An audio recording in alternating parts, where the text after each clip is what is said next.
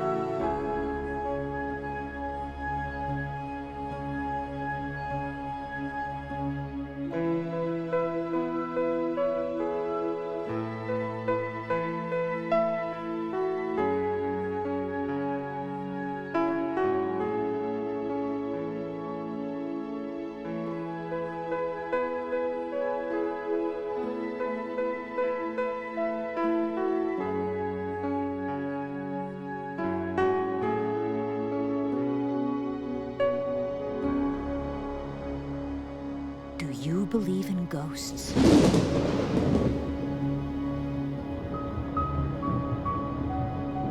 Well, there are some places where people do, and for good reason. If you travel up the Hudson River from noisy and crowded New York City, you will come to a cozy little valley hidden away among high hills where time seems to have stopped. The people who live here are the families of the first Dutch settlers.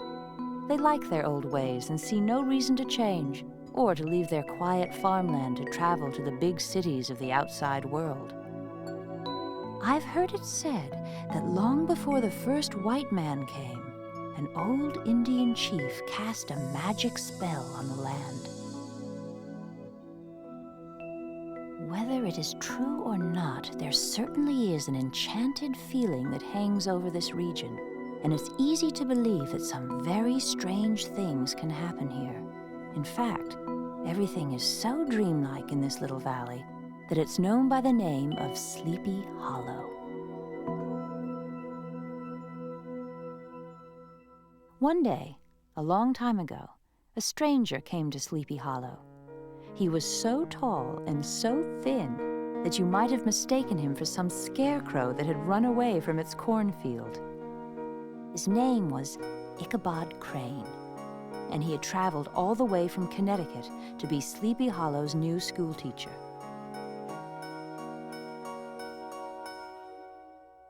The schoolhouse was a little one-room building made of logs. Through its patched windows, you could hear the murmur of the students' voices reading out their lessons, and then, whack, the frightful sound of the birch rod as it met the bottom of some particularly naughty child. "It may hurt now," Ichabod Crane would tell the smarting urchin, "but you will remember this lesson and thank me for it for the rest of your days." You see, he wasn't a cruel man. He just believed in the old motto, "Spare the rod and spoil the child." Ichabod Crane's students were certainly not spoiled, nor were they abused. Indeed, it was wise of him to stay on good terms with his pupils, for he relied on the generosity of their parents for his living. When school hours were over, he would usually walk some of the smaller children home, especially those who had pretty sisters or good cooks for mothers. His visits always caused some commotion at a farmhouse.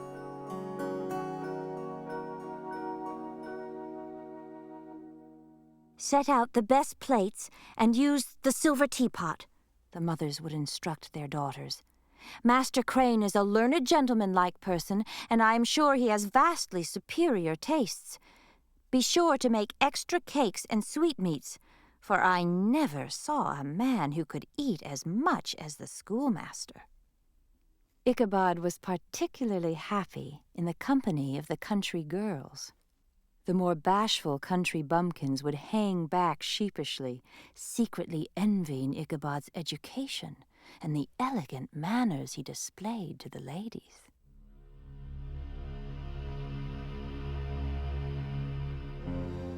On cold autumn evenings, Ichabod loved to visit with the old Dutch wives as they sat spinning by the fire, telling their tales of haunted houses and haunted fields and haunted brooks and haunted bridges, not to mention numerous ghosts and goblins. It was on one such evening that he first heard the story of the most famous spirit of them all. It was, they said, the ghost of a Hessian trooper who, during the Revolutionary War, had his head shot off by a cannonball. They buried his body in the churchyard, said one old dame. but they never found his head, Added another. His ghost rides out in the gloom of the night to the old battlefield where he searches for his lost head. And then he thunders back along the roads as if on the wings of the wind until he reaches the church bridge where he vanishes in a flash of fire and brimstone. He is known as the Headless Horseman of the Hollow. Heaven preserve us, exclaimed Ichabod, who had a most fearful walk home that evening, imagining he saw the ghostly form of the Headless Horseman in every shadow that crossed his path.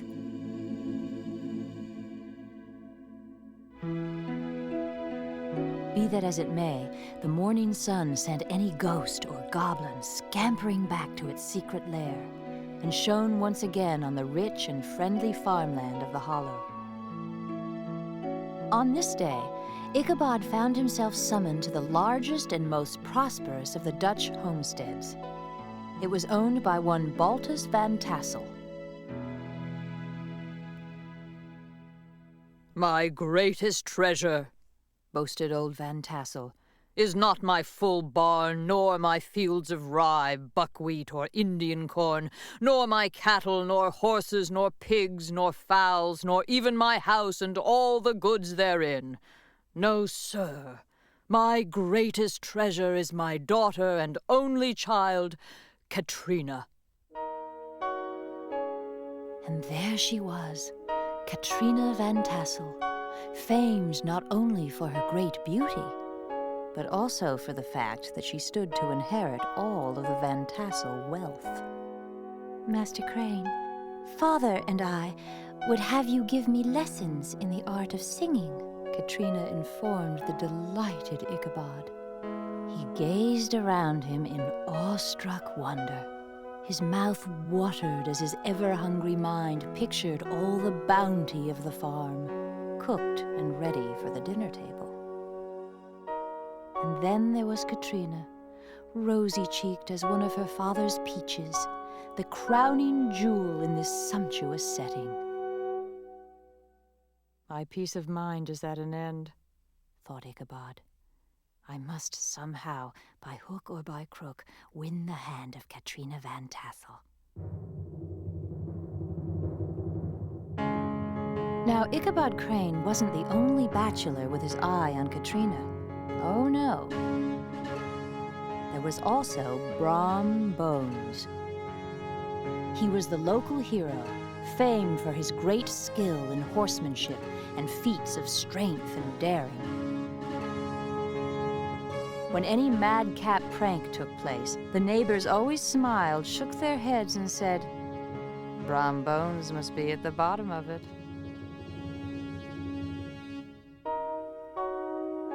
This hero had singled out Katrina as the object of his gallantries, and though he had courted her for some time, Brom had never actually asked her for her hand in marriage. It was whispered that Katrina would have gladly accepted Brom's offer. Well, that was a situation Ichabod had to contend with. Considering all things, A stronger man would have shrunk from the competition. A wiser man would have despaired.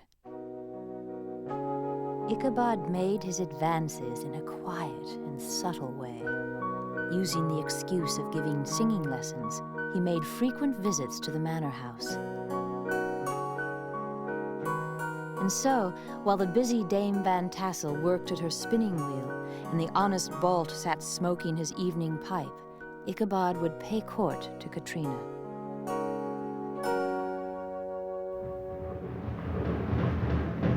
Devil take that schoolmaster, fumed Brom Bones.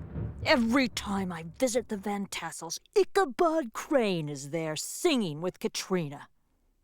I'll double that schoolmaster up and stick him on a shelf in his own schoolhouse. Ichabod was too conscious of the superior might of Bones to give him any such opportunity. As a result, Ichabod became the object of practical jokes played by Brom and his gang of Sleepy Hollow boys. Things went on this way for some time without Brom being able to discourage the elusive Ichabod. One fine autumn afternoon, as Ichabod sat watching over his schoolroom, a messenger came clattering up to the door. Master Crane, you are hereby invited to attend the merrymaking quilting frolic to be held this very evening at the home of the Van Tassels. All was now hustle and hubbub. Books were flung aside, and the whole school was turned out an hour early. The gallant Ichabod spent at least an extra half hour arranging his locks and brushing his best and only suit. He borrowed a horse from an old Dutch farmer so that he might make his appearance before Katrina in the true style of a romantic cavalier. The animal, named Gunpowder, was a broken-down plow horse that had outlived everything but his bad temper. Thus, gallantly mounted, Ichabod rode forth like a knight of old in search of adventure. It was towards evening that Ichabod arrived at the Van Tassel Manor.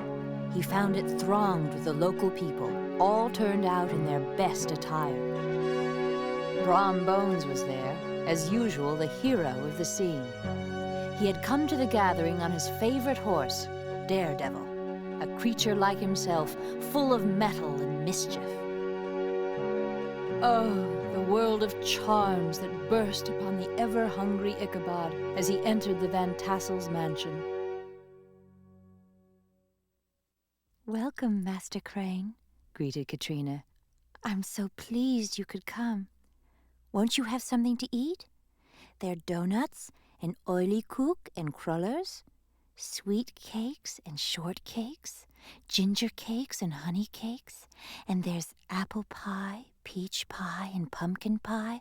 There's ham and smoked beef, and here are preserved plums and peaches and pears and quinces, and here are boiled shad and roasted chickens. I know. I'll just give you some of each." And she did. Ichabod's eyes rolled with delight as he ate.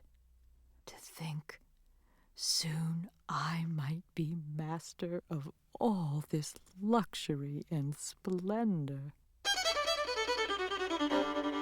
And now the sound of music summoned all to the dance. The fiddler's bow worked its magic on Ichabod, enlivening every inch of his delighted frame.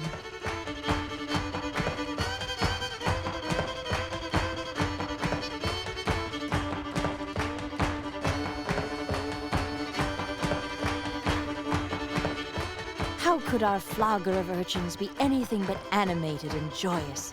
The lady of his heart was smiling graciously in reply to all his amorous oglings. All the while, the frustrated Brom Bones, sorely smitten with love and jealousy, sat brooding by himself in a corner.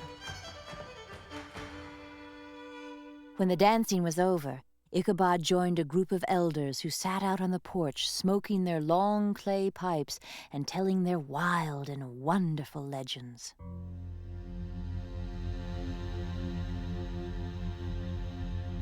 They told of the woman in white who haunted the dark glen at Raven Rock.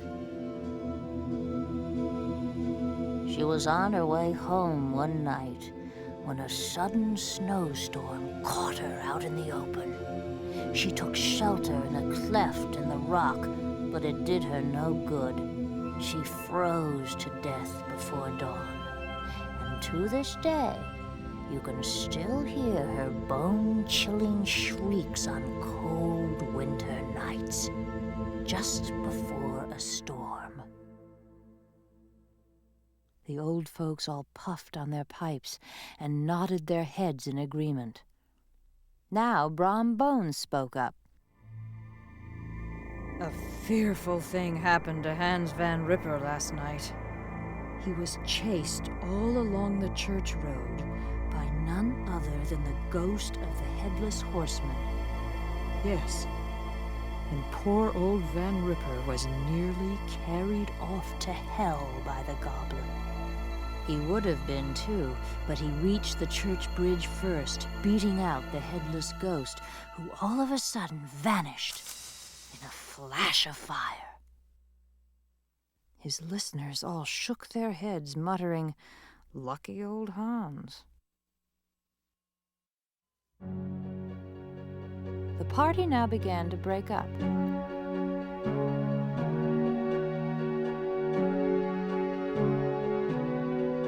The old farmers gathered their families in their wagons and were heard for some time rattling along the roads and over the distant hills. Ichabod was the last to leave, and in the very witching time of night, he mounted old Gunpowder and set out for home.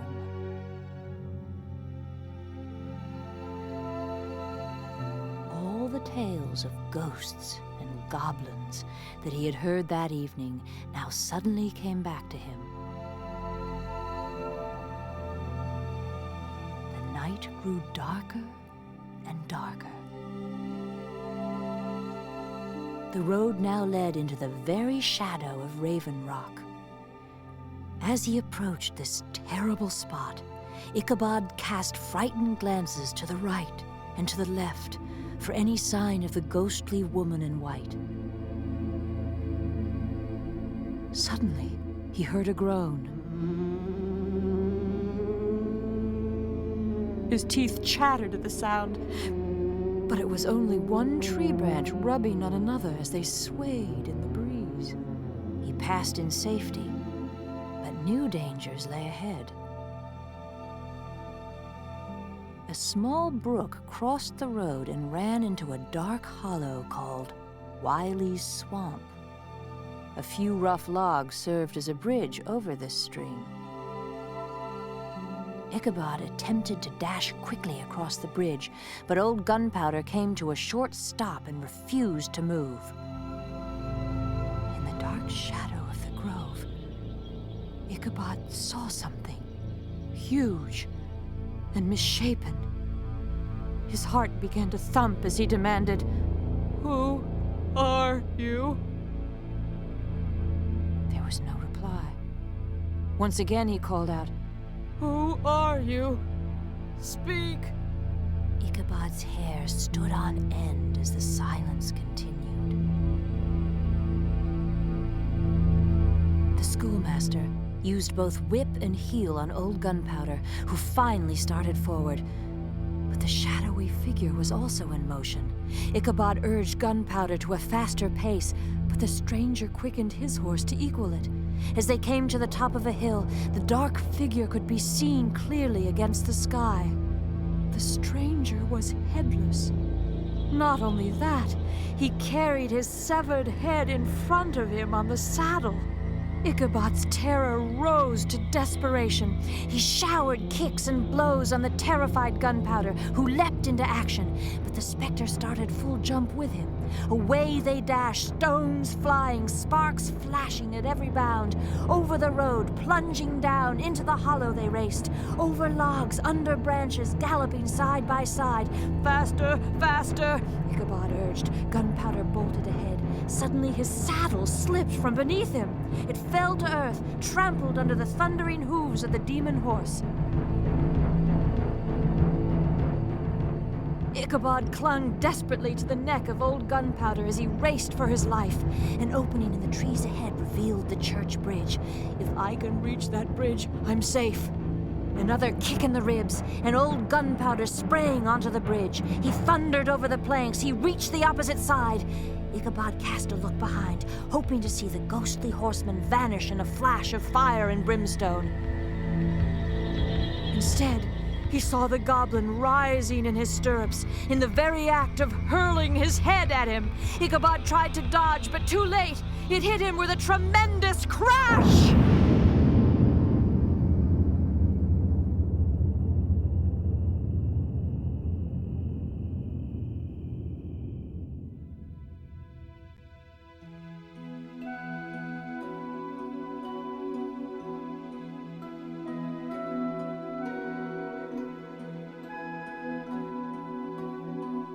The next morning, old Gunpowder was found without his saddle, happily chomping the grass at his master's gate.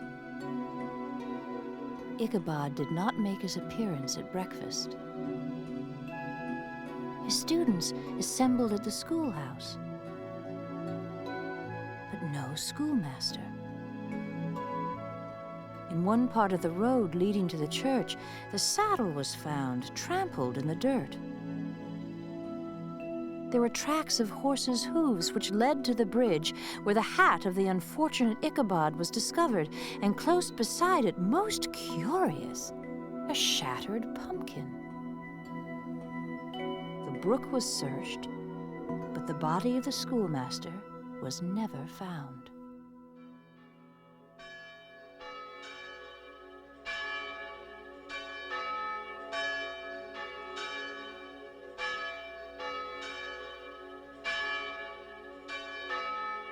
Shortly after the disappearance of Ichabod, all of Sleepy Hollow rejoiced at the wedding of Katrina and Brom.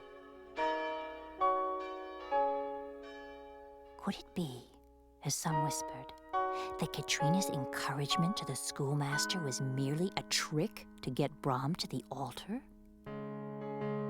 As to Brom Bones, some suspected that he knew more than he chose to tell about the disappearance of Ichabod, for whenever the story was told, he always burst into a hearty laugh, especially at the mention of the pumpkin.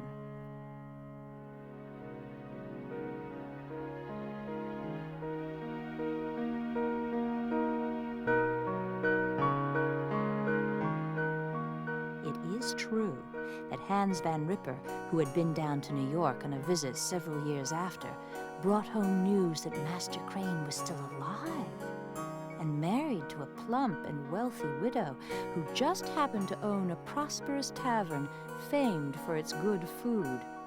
But of course, we only have old Hans's word on that.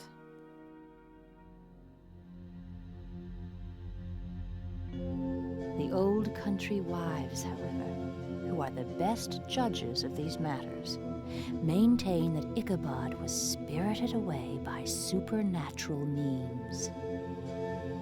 To this day, the local people swear that on crisp autumn evenings, in the road by the church bridge, you can still hear the echo of hoofbeats and see rushing by, like mist blown by the wind, the ghosts of Ichabod Crane and the headless horseman of Sleepy Hollow.